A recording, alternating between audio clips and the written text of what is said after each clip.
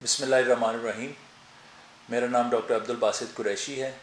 मैं एक general surgeon हूँ और एसोसिएट प्रोफेसर हूँ सर्विसेज हॉस्पिटल लाहौर में, और मैं यूनिकेयर मेडिकल सेंटर में अपनी प्रैक्टिस करता हूँ। आज मैं जिस टॉपिक के बारे में मैंने बात करनी है वो एक बहुत ही कॉमन प्रॉब्लम है हमारी सोसाइटी की, और इसके बारे में मैं जो इन्फॉर्मेशन आज आप लोगों के साथ शेयर करूँगा वो आई एम श्योर कि बहुत कम लोगों ने आपके साथ शेयर की होंगी। जो टॉपिक मैंने सिलेक्ट किया है वो है मोटापा, ओबेसिटी। ये एक ऐसी प्रॉब्लम है जो कि हमारी सोसाइटी में बहुत कॉमन है, मेल्स और फीमेल्स दोनों में बहुत कॉमन है। और मोटापा जो है वो बज़ाते ख़ुद एक बीमारी है, और ये और भी बहुत सारी बीमारियों की एक रूट कॉज है।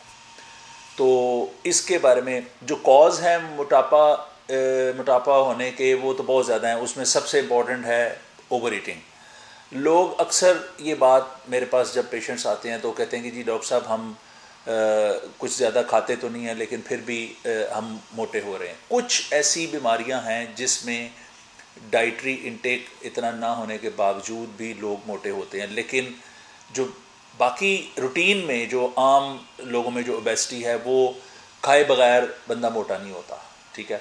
तो इसलिए मोटापा की जो मेन कॉज है वो है ओवर ईटिंग। अब मैं आपको बताऊंगा कि मोटापे के इंसान की सेहत पे क्या असरात होते हैं। मोटापा जो है, जैसे मैंने अभी जिक्र किया कि बहुत सारी बीमारियों की रूट कॉज है, जिसमें हार्ट प्रॉब्लम्स हैं, डायबिटीज़ है, हाई कोलेस्ट्रॉल लेवल है, जॉइंट पेन्स हैं, आर्थराइटिस और बैक एक स्पेशली, और फिर और बहुत सारी ऐसी प्रॉब्लम्स हैं जिसमें मोटापा जो है वो एक रूट कॉज है। और इसकी ट्रीटमेंट जो है वो बहुत ज़रूरी है।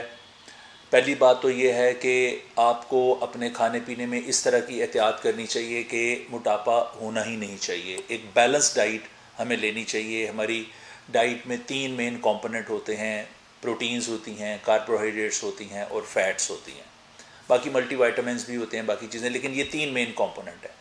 और इन तीनों में जो सबसे ज़्यादा जो इम्पॉर्टेंट कंपोनेंट है जो कि मोटापा या ओबेसिटी कॉज करता है वो एक्सेसिव फैट इंटेक है, और दूसरे नंबर पे जो एक्सेसिव कार्बोहाइड्रेट्स या जो स्वीट मीठी चीज़ें हैं उनसे जो है वो मोटापा जो है वो बहुत ज़्यादा होता है। अच्छा, अब मैं इन चीज़ों से डिटेल में ज़्यादा बस जो मैंने मुख्तसर सी बात करनी थी वो की, लेकिन मैं मेन चीज़ जिस पे मैं फोकस करना चाहता हूँ, जो मैं अपने सुनने वालों को अवेयरनेस देना चाहता हूँ, वो ये है कि मोटापे का इलाज क्या है। आजकल हमारी सोसाइटी में बहुत सारी जो है वो मोटापे के बारे में इलाज पाए जाते हैं।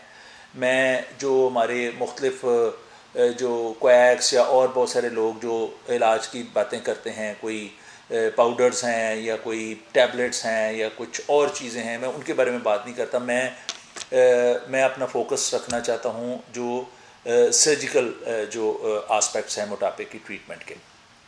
उसमें जो सबसे इम्पॉर्टेंट है, मैं उसको 3 तरह कैटेगराइज करूँगा कि कुछ एक प्रोसीजर है जो कि सर्जिकल और नॉन सर्जिकल हैं, राइट। दूसरा ऐसे प्रोसीजर्स हैं जो कि इमीडिएट वेट रिडक्शन करते हैं, और कुछ जो है वो प्रोसीजर्स हैं जो डिलेड वेट रिडक्शन करते हैं। तीसरे नंबर पे प्रोसीजर्स हैं जो सर्जिकल प्रोसीजर्स ऐसे हैं जो कि ओपन सर्जिकल प्रोसीजर्स हैं, यानी एब्डोमेन को ओपन करके, और कुछ जो हैं वो लेप्रोस्कोपिक हैं जो कैमरे के ज़रिए किए जाते हैं। अब मैं बारी बारी इन तीनों आस्पेक्ट्स के बारे में थोड़ा थोड़ा सा मैं आपको अवेयरनेस दूंगा ताकि आप लोगों की जो है वो रहनुमाई हो और फिर अपने आप को आप मैनेज करने में आपके लिए आसानी हो। सबसे पहले मैं बात करता हूँ कि एक प्रोसीजर्स हैं जो कि सर्जिकल और नॉन सर्जिकल हैं। सर्जिकल और नॉन सर्जिकल मींस कि ऐसे प्रोसीजर्स भी हैं जो कि नॉन सर्जिकल प्रोसीजर्स हैं। उसमें सबसे कॉमन है स्टमक बैलून, जिसमें कि एंडोस्कोपी के ज़रिए मैदे में एक बैलून डाल दिया जाता है, जिससे जो एक इंडिविजुअल है उसकी जो ईटिंग कैपेसिटी है वो कम हो जाती है। वो बैलून जो है वो बिल्कुल टोटली इनर्ट होता है, वो स्टमक में रहता है। वो तकरीबन 6 मंथ से 9 मंथ्स तक जो है वो वहाँ पे रख सकते हैं। उस दौरान पेशेंट जो है वो कम खाता है, कम खाने से वो आहिस्ता आहिस्ता आहिस्ता वेट लूज़ करता है।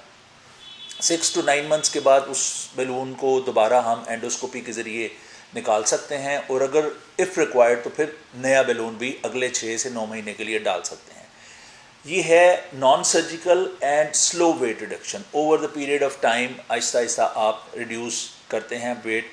सो यू कैन से कि ये एक तरह की फोर्स्ड जो है वो डाइटिंग है कि आपको कम खाने पे मजबूर किया जाए आपके स्टमक में एक बैलून डाल के। ये है नॉन सर्जिकल। उसके बाद आते हैं कुछ सर्जिकल प्रोसीजर्स हैं। सर्जिकल प्रोसीजर्स में जैसे मैंने कहा ओपन सर्जिकल प्रोसीजर्स हैं और लैप्रोस्कोपिक भी सर्जिकल प्रोसीजर्स हैं, और फिर जो है वो इमीडिएट हैं और डिलेड हैं।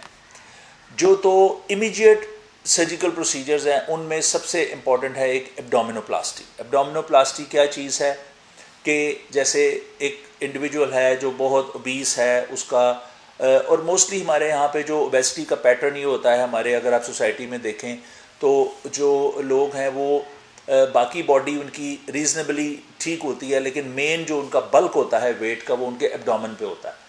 तो एब्डोमिनोप्लास्टी एक ऐसा प्रोसीजर है जिसमें हम वो जो उनका हैंगिंग एब्डोमेन है, वो जो लटका हुआ पेट है, जो कि मतलब 10, 12, 15 इवन 20 kg तक भी उसका वेट हो सकता है, वो हम एक ऑपरेट करके उसको हम रिमूव कर देते हैं, और वो पेशेंट का जो है वो वेट इमीडिएटली रिड्यूस हो जाता है। ये एक सर्जिकल प्रोसीजर है, अंडर एनेस्थीसिया होता है। 2 से 3 दिन पेशेंट हॉस्पिटल में एडमिट होता है, रिमूव होता है उसका वो फैट और एक्स्ट्रा स्किन, और वो पेशेंट जो है वो घर जाता है, और फिर आगे उसका पोस्ट ऑप रिकवरी पीरियड होता है। ये है सर्जिकल प्रोसीजर्स में जो सबसे इम्पॉर्टेंट जो वो इमीडिएट वेट रिडक्शन प्रोसीजर है, और इसके रिज़ल्ट्स बहुत ज़बरदस्त हैं। जो तो पेशेंट्स जो हैं ऐसे हैं जो कि उनका ओबेसिटी पैटर्न ऐसा है कि उनका एब्डोमेन बल्की है, उनके लिए ये एक आइडियल प्रोसीजर है। अच्छा, अब मैं आपसे बात करता हूँ जो surgical procedures other than abdominoplasty हैं, उसमें स्टमक से रिलेटेड प्रोसीजर हैं। उनको इन स्टमक से रिलेटेड या ओबेसिटी की सर्जरी के जितने भी प्रोसीजर्स हैं उनको हम ग्रुप करते हैं बैरिएट्रिक सर्जरी में। बैरिएट्रिक सर्जरी एक ऐसी चीज़ है जिसमें कि हम स्टमक या इंटेस्टाइन्स को मुख्तलिफ़ तरीके से उनको छोटा करके उनके मुख्तलिफ इंटेस्टाइन को स्टमक के साथ कनेक्ट करके, या स्टमक को एक ट्यूब की शक्ल में स्लीव बना के, या वो मल्टीपल प्रोसीजर्स हैं। तो ये बैरिएट्रिक सर्जरी के ज़रिए हम स्टमक को छोटा करके उसकी कैपेसिटी को रिड्यूस करके तो वो हम यानी ये प्रोसीजर करते हैं, और जिससे ये पेशेंट जो है वो फिर आहिस्ता आहिस्ता कम खाते हैं। ग्रेजुअली जो है वो उनका वेट रिड्यूस होता है, उनका एक्स्ट्रा फैट जो है वो कंटेंट लूज़ होता है, और वो over the period of 6 months to 1 year और may be more than that वो अपना वेट लूज़ करते हैं। अब मैं इसमें थोड़ी सी कन्फ्यूजन लोगों में आ सकती है कि जी इतने सारे प्रोसीजर्स हैं, उनमें से कौन सा सिलेक्ट करना चाहिए, कौन सा अच्छा है, कौन सा बुरा है, या कौन सा इफ़ेक्टिव है ज़्यादा, किस में ज़्यादा वेट रिडक्शन होती है। तो ये जो डिसीजन है ये आप अपने सर्जन से मिल के करते हैं, क्योंकि ये इंडिविजुअलाइज्ड डिसीजन है।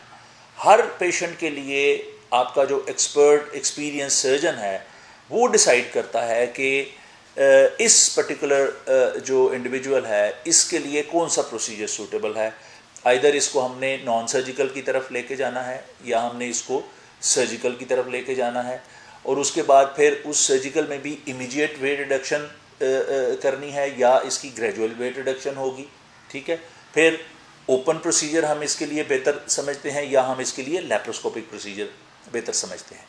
तो ये जब आप सर्जन के साथ जाते हैं, उनके साथ कंसल्टेशन करते हैं, उसके साथ काउंसलिंग सेशन करते हैं, तो उसमें फिर ये जो एक्सपीरियंस सर्जन है वो आपको तमाम प्रोसीजर्स के बारे में डिटेल्स बताते हैं, और फिर आप उनमें से सेलेक्ट करते हैं। सर्जन अपनी प्रोफेशनल ओपिनियन देता है कि मेरे ख्याल में, मेरी नज़र में आपके लिए ये सूटेबल है, और फिर आप जो है वो खुद से उसको सेलेक्ट करते हैं कि जी मुझे ये प्रोसीजर करवाना है। फॉर एग्ज़ाम्पल, एक पेशेंट ऐसा है कि जिसकी बाकी बॉडी मेल या फीमेल बिल्कुल स्मार्ट है, कोई ऐसा नहीं, और उसका ओबेसिटी पैटर्न ऐसा है कि उसका एब्डोमेन पे एक्स्ट्रा हैवी वेट है और वो काफ़ी लटका हुआ है।